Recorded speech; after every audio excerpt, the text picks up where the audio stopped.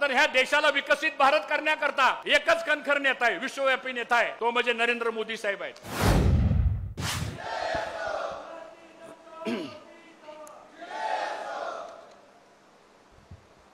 आजच्या या महायुतीच्या बारामती लोकसभा मतदारसंघाच्या उद्याच्या 7 तारखेला होणाऱ्या लोकसभेच्या निवडणुकीच्या मतदानाच्या निमित्तानं इंदापूर तालुक्यामध्ये भारतीय जनता पक्षाच्या या सर्व कार्यकर्त्यांच्या मेळाव्याला उपस्थित असलेले महाराष्ट्र राज्याचे उपमुख्यमंत्री आदरणीय अजितदादा पवार, या व्यासपीठावर उपस्थित असलेले पृथ्वीराज बापू जाचक, त्याचप्रमाणे श्री लालासाहेब पवार, अंकिता पाटील, विलास बापू वाघमोडे, अतुल तेरखेडकर सर, नवनाथजी पडळकर, करणसिंह गोलप, तानाजी बापू थोरात, उदयसिंह पाटील, मारुती अण्णा वनवे, मुरलीधर काका निंबाळकर, अविनाश मोठे, ॲडव्होकेट कृष्णाजी यादव वकील, अनिल अप्पा पाटील, आमचे तालुक्याचे अध्यक्ष ॲडव्होकेट शरद जामदार, शहराचे अध्यक्ष पांडुरंग शिंदे,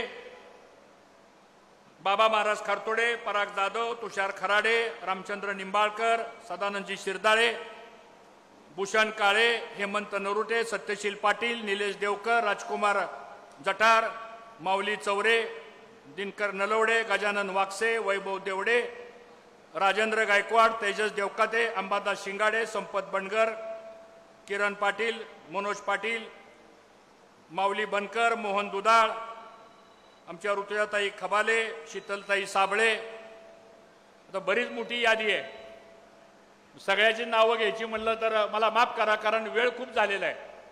त्यामुळं जरी कोणाचं नाव घ्यायचं राहिलं असलं तरी क्षमा मागतो. आणि आलेले सर्व इंदापूर तालुक्यातून आणि इंदापूर शहरातून आलेले सर्व गावचे सरपंच, सोसायटीचे चेअरमन, कारखान्याचे संचालक, विविध संस्थांचे पदाधिकारी, आजी माजी सर्व पदाधिकारी, मोठ्या संख्येनं जमलेले सर्व पत्रकार, विशेष करून आलेले सर्व आमचे युवक, राजवर्धन, त्यांचे सर्व युवा मोर्चाचे सर्व सहकारी आणि जमलेले सर्व बंधू भगिनी आणि माझ्या सहकारी मित्रांनो, मी आज आपल्या सर्वांच्या वतीनं,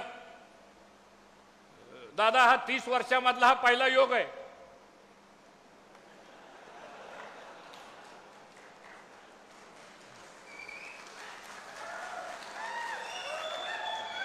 आता हा योग 30 वर्षानंतर का आला याची सुद्धा चर्चा करावी लागेल आपल्याला. पण राजकारणामध्ये, समाजकारणामध्ये या इंदापूर तालुक्यामध्ये 1952 सालापासून स्वर्गीय भाऊंच्या माध्यमातून, स्वर्गीय घोलप साहेबांच्या माध्यमातून, गणपतराव पाटील 10 वर्ष आमदार होते, 20 वर्ष समोर बसलेल्या जनतेने मला आमदार केलं, मंत्री झालो. पण दादा, ह्या इंदापूर तालुक्याचा स्वाभिमान, राजकारणामध्ये अनेक संघर्ष आले, अनेक चढउतार आले, अनेक वेळा मान अपमानाच्या घटना घडल्या. पण दादा, मला अभिमानानं सांगावंसं वाटतं, राजकारणामध्ये आम्ही जे उभा आहोत ती वैयक्तिक हर्षवर्धन पाटलाची ताकद नसून ही समोर बसलेल्या सामान्य कार्यकर्त्यांची ताकद आहे, की ज्या ताकदीवर आम्ही संघर्ष केला, या ताकदीवर आम्ही गावागावामध्ये आजही, ठीक आहे आम्ही कुठल्या पदावर नसू, आज मी कुठल्याच पदावर नाहीये, वैधानिक कुठलंही पद माझ्याकडे नाहीये, पण पदासाठी राजकारण करणारी संस्कृती या इंदापूर तालुक्यामध्ये कधी निर्माण झालेली नाही. या इंदापूर तालुक्यामध्ये कार्यकर्ता जो घडला गेला तो समाजसेवेच्या माध्यमातून घडला गेला, सामाजिक बांधिलकीच्या माध्यमातून घडला गेला. आणि मला विश्वास आहे की आज इंदापूर तालुक्यामध्ये दादा, इथं आलेली सगळी माणसं, त्यातला एकही भाड्याचा माणूस नाही. आहे का कुणी भाड्याचा माणूस? सांगा, होय का नाही? ही सगळी दादा माणसं जेवाभावाची माणसं आहेत. परिस्थितीने गरीब असतील असतील, पण आज मी अभिमानानं सांगेल की या इंदापूर तालुक्यामध्ये 1.5 लाख मताची मालकं जर कोण असतील तर ती समोर बसलेली आमची कार्यकर्ते आहेत, याचा आम्हाला सर्वांना मनापासून अभिमान आहे। आणि म्हणून नेता पुढारी एकटा पुढे जाऊ शकत नाही, नेता पुढारी पदानं मोठा होऊ शकत नाही, नेता पुढारी काय मिळालं म्हणून पुढे जाऊ शकत नाही, तर नेता पुढारी हा तळागाळातल्या सामान्य माणसांच्या संदर्भामध्ये, काल दादा तुम्ही मला सांगितलं मी उद्या इंदापूरला येतोय म्हणून, कल्पना करा तुम्ही माझ्या ठिकाणी असता तर तुम्हाला काय वाटलं असतं? म्हणजे तुम्ही येणार आहे आणि मी लोकांना सांगायचं दादा येणार आहेत आपल्याला बैठकीला यायचं म्हणून, म्हणजे आमच्या समोर किती संकट होतं। कारण गेले 30 वर्ष झालं तुमचा आणि आमचा संघर्ष झाला संघर्ष, पण तो संघर्ष राजकीय संघर्ष झाला, तो काही व्यक्तिगत संघर्ष कधी झाला नाही। मी अभिमानानं सांगेल तुम्ही सुद्धा व्यक्तिगत कधी आमच्यावरती प्रहार केला नाही आणि आम्ही व्यक्तिगत कधी तुमच्यावरती प्रहार केला नाही, पण राजकीय संघर्ष झाला, गावागावामध्ये संघर्ष झाला, निवडणुकीमध्ये संघर्ष झाला, सहकारी संस्थांच्या निवडणुकीमध्ये संघर्ष झाला। पण असं सगळं असताना सुद्धा आम्ही कार्यकर्त्याला सांगितलं आपल्याला नेत्यांचा आदेश पाळावा लागणार आहे। या सगळ्या कार्यकर्त्यांची दादा मानसिकता वेगळी होती, या सगळ्या कार्यकर्त्यांच्या मनामध्ये एक उद्रेक होता, या सगळ्या कार्यकर्त्यांच्या मनामध्ये मी नाराजी शब्द वापरणार नाही, पण या सगळ्या कार्यकर्त्यांच्या मनामध्ये संभ्रम होता, प्रश्न होते, अडचणी होत्या, काही ठिकाणी झालेला अन्याय होता।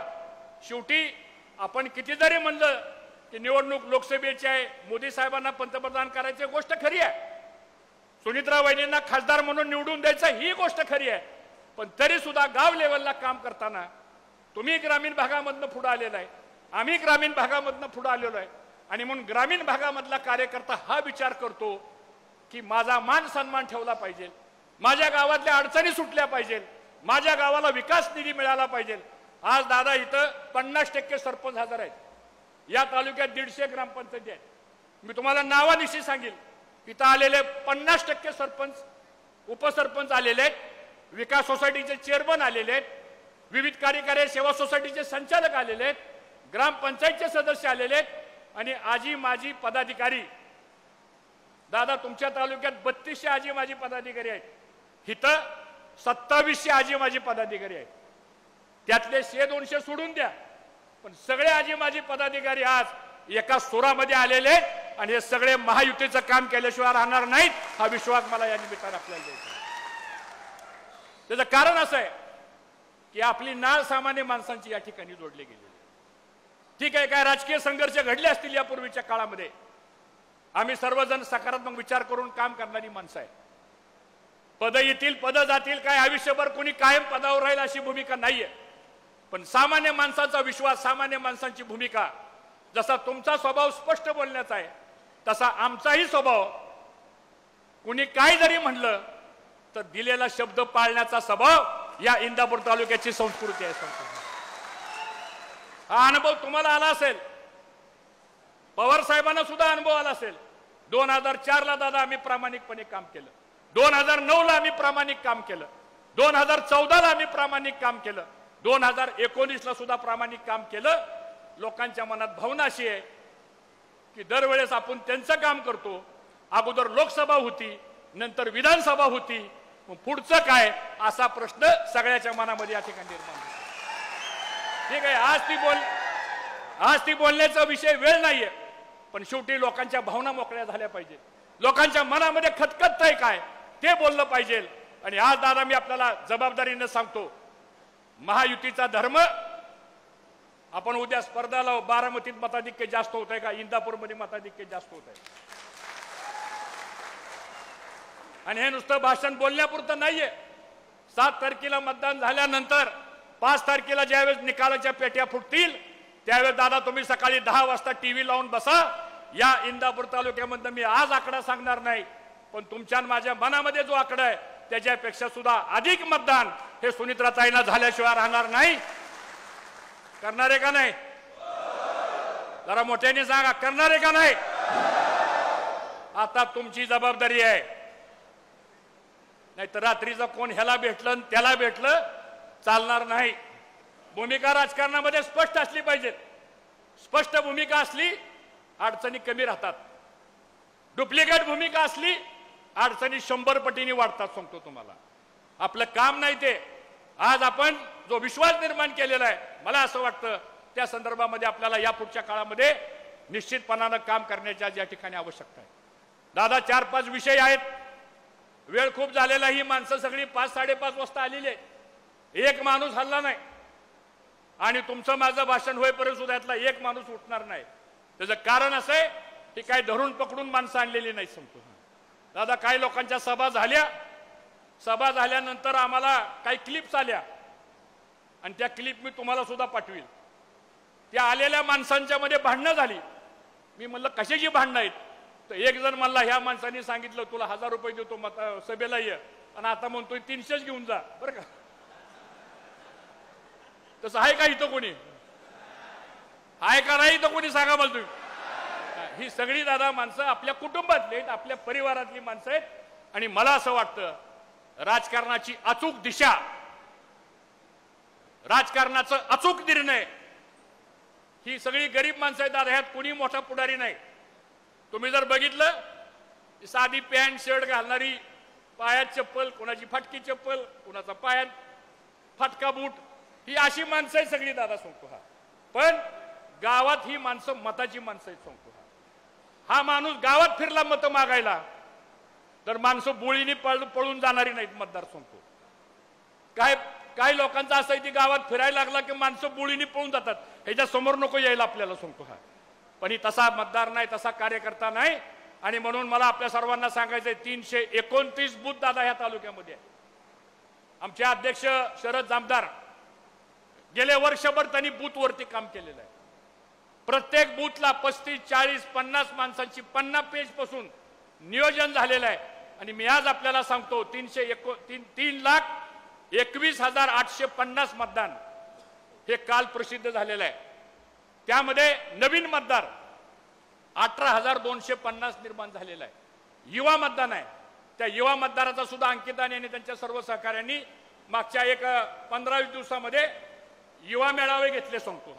आणि त्या पद्धतीनं सगळे युवा वर्ग सुद्धा 62% मतदान ह्या तालुक्यातलं ही वय वर्ष 18 ते 50च्या आतलं मतदान आहे. आणि मला असं वाटतं ते मतदान घडवण्याचं काम या पुढच्या काळामध्ये मित्रांनो तुम्हाला आम्हाला सर्वांना करावं लागणार आहे. आज दादा 4-5 विषय आहेत. ज्यावेळेस आपण या सरकारमध्ये आला चांगली गोष्ट आहे. सरकार मजबूत झालं. पहिलं 2 पक्षाचं सरकार होतं. आपण आला सरकारमध्ये. आम्हाला आमच्या वरिष्ठांनी सांगितलं असा असा निर्णय झालेला आहे. आम्ही म्हणलं काय हरकत नाही. आपलं सरकारची ताकद वाढवायला कोणी येत असेल स्वागत करा. आपणही आला, आपणही मोठं धाडस केलं. सगळ्या ताकदीने आपण सरकारच्या मागे उभा राहिला. केंद्रीय नेतृत्वाने आम्हाला सांगितलं की या पद्धतीने आपल्याला पुढे जायचंय. आम्ही म्हणलं काय हरकत नाही. मग निवडणुका लागल्या लोकसभेच्या. त्यानंतर बारामती लोकसभेची जागा ही महायुती म्हणून आपल्या पक्षाला देण्याचा निर्णय वरिष्ठांनी घेतला. आपण एकत्र बसून निर्णय घेतला. तो निर्णय झाल्यानंतर केंद्रीय नेतृत्वाचा आम्हालाही फोन आला. मला म्हणले हर्षवर्धन असं असं झालेलं आहे काय करायचं. म्हणलं आपण आदेश करा.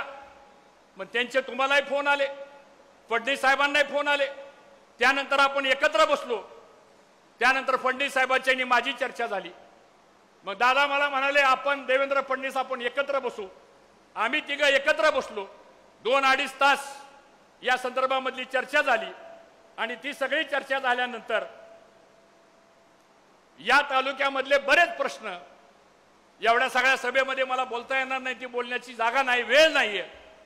पण मला एवढंच आपल्याला सांगायचंय तुमच्या माझ्या मनामध्ये जेवढे प्रश्न होते, तुमच्या माझ्या मनामध्ये जेवढे विषय होते त्याच्यापेक्षा किंबहुना अधिक विषय मी अजितदादा आणि देवेंद्र फडणवीस साहेबांच्या समोर मांडले. त्यांना सांगितलं ही आमची नाराजी नाही, ही आमची व्यथा आहे. हे आमचे प्रश्न आहेत, हे आमच्या अडचणी आहेत.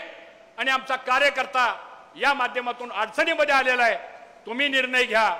आणि मग त्या बैठकीमध्ये असं ठरलं की देवेंद्र फडणवीस आणि अजितदादा आम्ही तिघं बसलो. विस्तारानं सांगण्याची आवश्यकता आहे असं मला वाटत नाही. तुम्ही चिंता करायची काय कारण नाही. आणि त्या बैठकीमध्ये देवेंद्र फडणवीस साहेबांनी अजितदादांना आमच्या समोर सांगितलं की आता ह्या सगळ्याची जबाबदारी पालकत्व ह्या राज्याचे उपमुख्यमंत्री देवेंद्र फडणवीस आणि अजितदादा यांनी घ्यायचं मान्य केलेलं आहे। त्यामुळे तुम्ही चिंता करायची या ठिकाणी काय कारण नाही। आज आपल्या समोर लक्ष एकच आहे, आपल्याला लोकसभेच्या निवडणुकीला महायुतीचा उमेदवार आपल्याला निवडून द्यायचा आहे। आणि मला विश्वास आहे की आज या तालुक्यामध्ये मी दादांनाही सांगितलं, दादा आम्ही प्रचाराच्या संदर्भातलं काम करण्याचं नियोजन करू। सुरू झालेलं आहे आमचं नियोजन शिस्तबद्ध पद्धतीने असतं। वेडावाकडा प्रचार आमच्याकडून कधी केला जात नाही, कारण आमचा कार्यकर्ता हा सुसंस्कृत आहे। राजकारणामध्ये समाजकारणामध्ये नीतिमत्ता, मान सन्मान, मर्यादा या सगळ्या गोष्टी पाळणारा हा कार्यकर्ता आहे। तुम्ही बघितलं ना, बोलवल्याशिवाय कोणी माणूस स्टेजवर सुद्धा येणार नाही। दादा इथं स्टेजवर सुद्धा बोलवल्याशिवाय कोणी कार्यकर्ता सुद्धा वर येणार नाही। एवढं या तालुक्यामधल्या कार्यकर्त्याच्या मध्ये एकामेकाबद्दलचं एक प्रेम आहे, एक नियोजन आहे। आणि मला असं वाटतं या संदर्भामध्ये आपल्याला या पुढच्या काळामध्ये निश्चितपणानं पुढे वाटचाल करण्याची आज आवश्यकता आहे। आणि म्हणून तुमच्या मनात जे प्रश्न आहेत त्या सगळ्या प्रश्नाच्या संदर्भामध्ये चिंता करू नका। आज आपल्याला करायचंय काय, तर आपकी बार 400 पार, आपकी बार हात वर करून म्हणा, आपकी बार।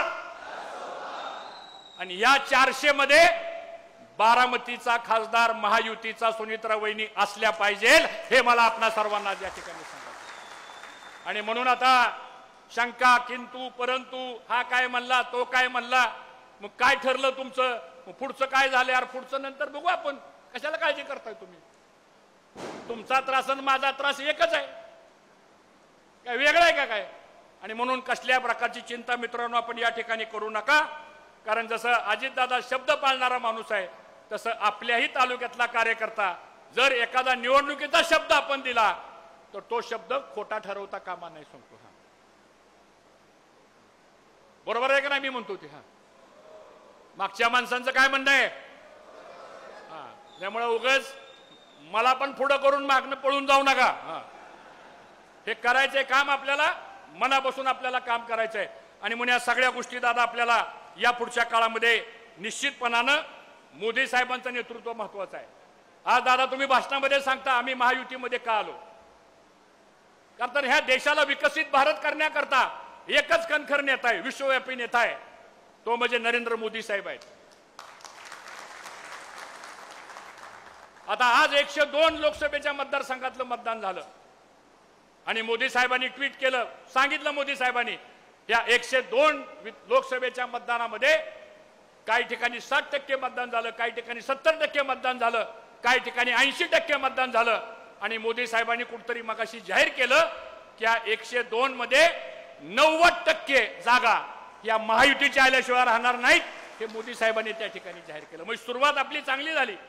आपण दुसऱ्या फेजमध्ये, तिसऱ्या फेजमध्ये, चौथ्या फेजमध्ये, मला असं वाटतं हे सगळं नीटपणानं आपल्याला मित्रांनो या ठिकाणी काम डोळ्यात तेल घालून करण्याची आज या ठिकाणी आवश्यकता आहे, हे मला आपल्या सर्वांना प्रामुख्यानं सांगायचंय। दादा या लोकसभेच्या निवडणुकीच्या निमित्तानं आज मोदी साहेबांनी एवढ्या योजना आणल्या। तुम्ही पण या राज्याचे अर्थमंत्री आहात, तुम्ही शेतकऱ्यांच्या करता 1 रुपयामध्ये विमा योजना आणली। 1 रुपया भरा, शेतकऱ्याचं विम्याचं संरक्षण। या तालुक्यामध्ये 68,000 शेतकऱ्यांना दादा केंद्राचे 6,000 रुपये येतात, तुम्ही राज्य सरकारचे 6,000 रुपये देता, 12,000 रुपयाचं अनुदान येतंय का नाही खात्यामध्ये? त्याला कोणाचं कमिशन नाही, त्याला कोणाचा ठेकेदार नाही, आहे का कोणी? सांगा मला तुम्ही। डायरेक्ट खात्यात पैसे जमा होतात, सांगतो। हा त्याचबरोबर मोफत धान्य 28,000 कुटुंबांना ह्या तालुक्यामध्ये मोफत धान्य मिळतंय। उज्ज्वला गॅस योजना असेल, 5 लाख रुपयाचं विम्याचं संरक्षण असेल, अशा कितीतरी योजना आहेत की ज्या योजनेच्या माध्यमातून या ठिकाणी सामान्य माणसाला या ठिकाणी मदत होतीये, राज्य सरकारची मदत होतीये। आणि म्हणून येणाऱ्या पुढच्या काळामध्ये आज आपल्याला या सगळ्या गोष्टीचं बारकाव्यानं नियोजन करण्याची आज या ठिकाणी आवश्यकता आहे, हे मला प्रामुख्यानं आज आपल्याला या ठिकाणी सांगायचं आहे। दादा या तालुक्याची सगळी परिस्थिती आपल्याला माहित आहे। हा तालुका शेतीवरती आधारित आहे। या तालुक्याचे 2च प्रश्न महत्त्वाचे आहेत। या तालुक्यातला शेतकऱ्याचा शेतीचा आणि पिण्याचा पाण्याचा प्रश्न, आणि या तालुक्यातला शेतकऱ्यांचा विजेचा प्रश्न संपतो. काल परवा कुणीतरी एक पत्रक काढलं दादा अधिकाऱ्यांनी, आता आचारसंहिता आहे, आणि एक पत्रक काढले की 8 तासाची वीज आता 6 तास करण्यात आली. आता ठीक आहे, आचारसंहिता असल्यामुळे काय बोलता येत नाही, पण दुष्काळ उन्हाळा इतका वाढलेला आहे. आज 42-43 डिग्री टेम्परेचर आहे. आज इथं आमचे शेतकरी सुद्धा मोठ्या संख्येने आलेले आहेत. मला असं वाटतं आपल्याला, तुम्ही देवेंद्र फडणवीस मुख्यमंत्री यांच्या माध्यमातून इलेक्शन कमिशनला पण आपल्याला हे विनंती करावं लागेल की बाबा तुम्ही हा 8 तासाचा निर्णय 6 तासाचा का केला.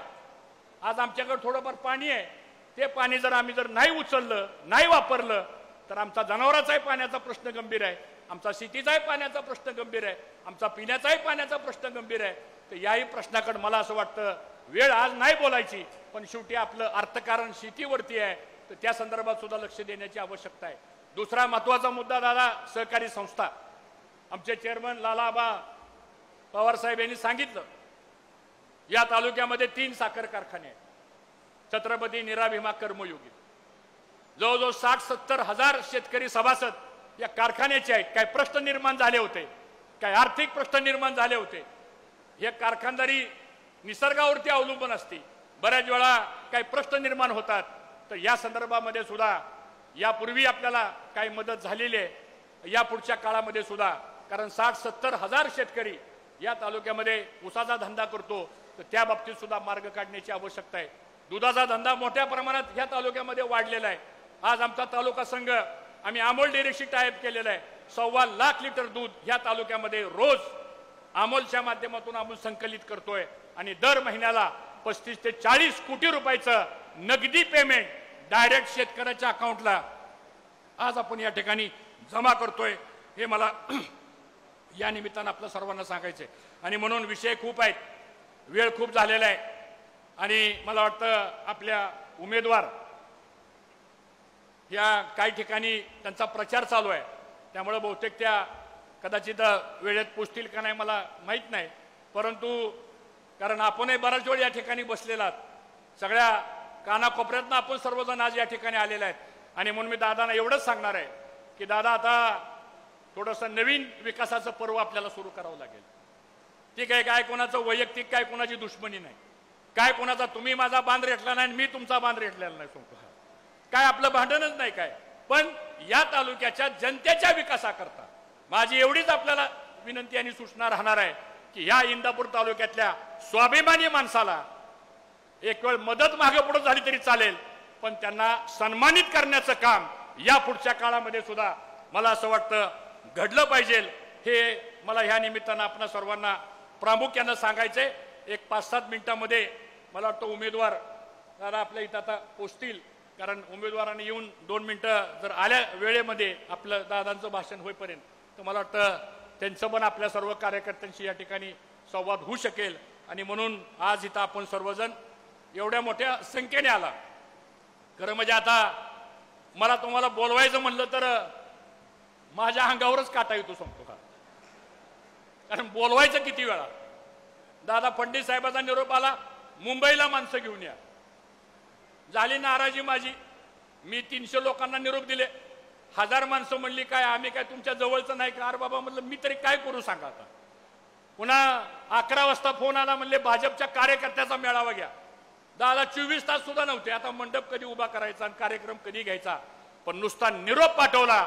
10,000 माणसं फडणवीस साहेबांच्या सभेला सुद्धा ते समोर बसलेला सामान्य माणूस आज या ठिकाणी येतोय. आणि तुम्ही येणार आहे म्हणल्यानंतर आमच्या मीडियावाल्यांना पण फार उत्सुकता होती की ही दोघं एकत्र कशी काय सांगतो. आमचेच मित्र आहेत सगळे, जितेंद्र हसतोय मनापासून सांगतो. ठीक आहे, आज आपण सर्वजण महायुतीचा धर्म आपल्याला पाळायचा आहे, महायुतीच्या उमेदवाराचं आपल्याला काम करायचं आहे.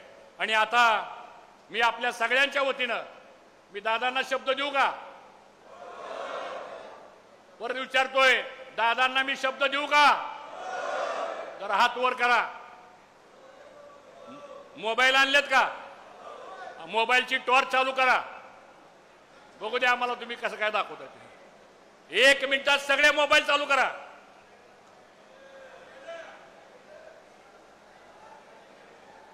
महायुतीचा महायुतीचा विजय असो. आता आता ही मोबाईलची लाईट लावली, 7 तारखेपर्यंत झोपायचं नाही. तुम्हाला माहिती निवडणुका कशा आहे, आपल्याला घराघरात जाऊन मतदारापर्यंत पोहोचवून. मीडिया बघताना पुढचं काय बोलतोय का, काय बोलणार नाही. पण आपल्याला निवडणूक जिंकायची आणि मला विश्वास आहे की तुमच्या बळावर निश्चितपणानं दादा तुम्ही इथं चिंता करू नका. आता प्रचाराची आखणी आम्ही सगळ्यांनी बसून अशी केली, उद्याच्याला या तालुक्याची आमची परंपरा आहे, आम्ही लक्ष्मी नरसिंहाला आम्ही कुलदैवत मानतो. उद्या सकाळी 8 वाजता नरसिंगपूरचे आलेत लोक इथं. नरसिंगपूरची कुठे आहेत? उद्या सकाळी 8 वाजता नरसिंगपूरला सरपंच येणार आहे. तिथं पूजा करायची आणि नारळ फोडायचा. दादा आम्ही 4 दिवसाचा दौरा तयार केलेला आहे. त्याच्यानंतर जिल्हा परिषद गाव वाईज दौरा तयार केलेला आहे आणि तो झाल्यानंतर मग मात्र संयुक्त सभा ह्या आपल्या होतील आणि त्या संयुक्त सभा करण्याच्या संदर्भातलं नियोजन तुम्ही तुमच्या पक्षाच्या प्रमुखांना त्या ठिकाणी सांगा. जे जे नियोजन करतील त्याप्रमाणे आम्ही त्या संदर्भातली भूमिका घेऊन आपण त्या पद्धतीनं काम करू. त्यामुळं आज आपल्या सर्वांना एवढंच मला सांगायचं आहे की आता आपल्या गावात प्रचार करावा लागेल आपल्याला. काही माणसं कुणाचं पण नाव घेतायत, काही माणसं कुणाचं पण नावाचा अपप्रचार करतायत, काही माणसांना पुढची स्वप्न पडायला लागलेली आहेत. बरोबर आहे का नाही? ती कोणती स्वप्न आहेत तुम्हाला माहिती आहे? ती स्वप्न काय साकार होणार नाहीत. कारण स्वप्न साकार करण्याची ताकद जर कोण असेल तर ते समोर बसलेले आमचे बहादर कार्यकर्ते आहेत, हे मला आपल्या सर्वांना या ठिकाणी सांगायचं. आणि म्हणून प्रत्येकाने आपलं गाव सोडू नका, नाहीतर उद्या असं होईल राष्ट्रवादीचा कार्यकर्ता काम करतोय, मी बसलो घरी. आपला त्यांचा कार्यकर्ता म्हणल भाजपचं काम करतोय, मी बसलो घरी. असं चालणार नाही. बरोबर आहे का नाही? आपली प्रचाराची यंत्रणा आपण सेपरेट चालू, त्यांची प्रचाराची यंत्रणा सेपरेट चालेल आणि त्यानंतर ज्या संयुक्त सभा होतील त्या एकत्रितपणानं मित्रांनो आपण या ठिकाणी करू. दादा बाकीचे बरेच विषय आहेत ते आपण नंतर या विषयाच्या माध्यमातून बोलू. अंकिता म्हणल्याप्रमाणे 7 तारखेनंतर काही विकासाचे प्रश्न आहेत, काही तालुक्यातले प्रश्न आहेत, काही गावाचे प्रश्न आहेत, काही न्यायालयीन प्रश्न आहेत. या सगळ्या प्रश्नांच्या संदर्भामध्ये आज कोड ऑफ कंडक्ट असल्यामुळं अधिक काय मला बोलता येणार नाही. पण या सगळ्या गोष्टीचा आपण निश्चितपणानं विचार करून पुढे आपण मार्ग काढू. आज इंदापूर तालुक्यामध्ये उष्णता वाढलेली आहे मित्रांनो. सकाळी 11 ते संध्याकाळी 4 वाजेपर्यंत बाहेर पडणं अवघड आहे. पण तरी सुद्धा आपल्याला कसली पर्वा न करता आपल्याला एक एक मत महत्वाचं आहे, एक एक मतदारापर्यंत पोहोचणं महत्वाचं आहे. कोणी येईल, काही प्रचार करेल. आणि मला असं वाटतं आज आपल्या सगळ्यांची जबाबदारी आहे की सुनित्रा वहिनींना आपल्याला सर्वांना चांगल्या पद्धतीनं मताधिक्य आपल्याला मिळवायचंय आणि घड्याळाच्या समोरचं बटन दाबायचंय. आता काय लोकांना घड्याळमधलं मी जरा थोडं अवघड वाटतं सांगतो, मी त्याला थोडी दुरुस्ती करतो. भाजपच्या कमळरूपी घड्याळाला मतदान द्यायचंय आपल्याला. आता हसला बघा तुम्ही. काही समजा पण घड्याळापुढचं बटन दाबायचे आपल्याला. एवढं काम आपण सर्वांनी ह्या माध्यमातून करावं. पुन्हा एकदा दादा तुम्ही आला, तुमचा जास्त वेळ घेणं आम्हाला काही योग्य वाटत नाही. तुमच्याही मागं व्याप आहे, सगळं राज्याचं तुम्हाला बघायचं आहे. तुम्ही पक्षाचे अध्यक्ष आहात, तुमचे उमेदवार आहेत, महायुतीचे उमेदवार आहेत. जसं इथं तुम्हाला भाजपच्या मताची गरज आहे तसं बऱ्याच ठिकाणी भाजपला तुमच्याही मताची गरज आहे. शेवटी ही महायुती आहे आणि महायुती म्हणल्यानंतर दृष्टी असली पाहिजे, सकारात्मक विचार असला पाहिजे, काय गोष्टी सहन केल्या पाहिजे, काय गोष्टी बोलल्या पाहिजे, काय गोष्टी मनातल्या सांगून मोकळं झालं पाहिजे. आणि खुल्या दिलानं मला असं वाटतं आपल्याला काम करावं लागेल आणि ती काम करण्याची भूमिका आपण सर्वांनी ह्या माध्यमातून करावी. हा कार्यक्रम संपल्यानंतर दादांना मी घरी भोजनाचं निमंत्रण दिलेलं आहे. नाही तर परत तुम्ही म्हणायचं आम्हाला का सांगितलं नाही म्हणून. बरोबर आहे, चालेल ना? अरे काय बोललं नाही तुम्ही काय? चालतंय ना? बरं, कारण आपली पद्धत आहे, आला पाहुणा तर त्याला उपाशी परत पाठवायचा नाही. अर्थात ते पाहुणे नाही, जे आपले सहकारी आहेत. त्यामुळे पुन्हा एकदा मी आपल्या सगळ्यांच्या वतीनं दादाला ग्वाही देतो की सुनित्राताई वहिनी यांच्याबद्दल आपण सुद्धा गावागावामध्ये प्रचार करताना त्यांना सामाजिक कामाची आवड आहे. त्या सावित्रीबाई फुले विद्यापीठाच्या सिनेटवर गेले 10 वर्ष झालं काम करतायत. विद्या प्रतिष्ठानच्या माध्यमातून शिक्षणाचं काम करतायत. बारामतीला एक टेक्सटाईल पार्क काढलाय. 5,000 महिलांना 15 ते 20,000 रुपये पर महिलाला रोजगार देण्याचं काम सुनीत्रा वहिनींच्या माध्यमातून झालेलं आहे. त्याचबरोबर त्यांना निसर्गाची आवड आहे, पर्यावरणाची आवड आहे, स्वच्छतेची आवड आहे आणि काटेजेवाडीची ग्रामपंचायतचं एक उदाहरण डोळ्यासमोर जर ठेवलं आपण आणि म्हणून ह्या उमेदवाराला कामाचा अनुभव आहे, या उमेदवाराला कामाच्या संदर्भातला ध्यास आहे आणि म्हणून महायुती आपल्या बरोबर आहे. उमेदवार आपला कामसू आहे, नेतृत्व सगळं आपल्या बरोबर आहे, तुम्ही आमच्या सगळे बरोबर आहे. मग आता सांगा या तालुक्यामध्ये राष्ट्रवादी आणि भाजप हे दोघं जर एकत्र आली तर काय घडेल? काय घडेल? काय मग इतिहास घडवायचं काम. पुन्हा असली सभा होणार नाही, ह्याच्यात वेळ आपला जाणार नाही. आता एकच काम करा. तुम्हाला आम्ही हँडबिल देऊ, पॉम्पलेट देऊ, तुम्हाला बूथवरच्या मतदार याद्या देऊ. गावची ग्रामपंचायतची बूथची मतदार यादी वेगळी आणि लोकसभेची मतदार यादी वेगळी. आपला कार्यकर्ता काय करतो? शेवटच्या दिवशी मतदार यादी बघतो आणि हे नाव त्या वार्डात कसं काय गेलं. तसं नका करू बाबा.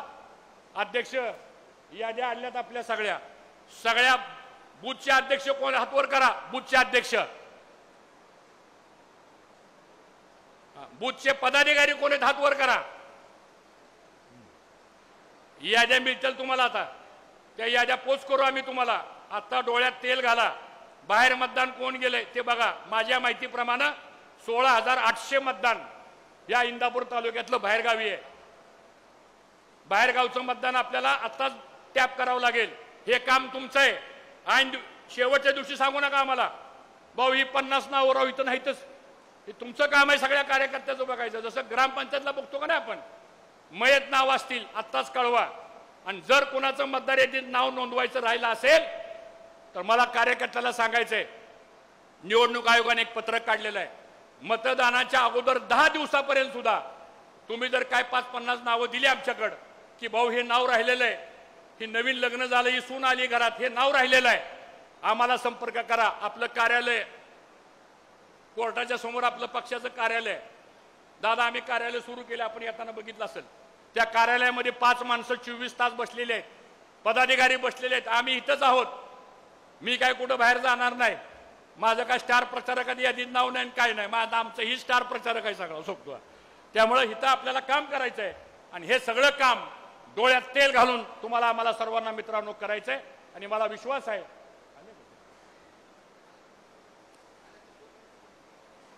5 मिनिटं भाषण वाढवतो, वहिनी येतात संपतो. अरे श्रीकांत काय बोलू आता, सांग की बाबा. तो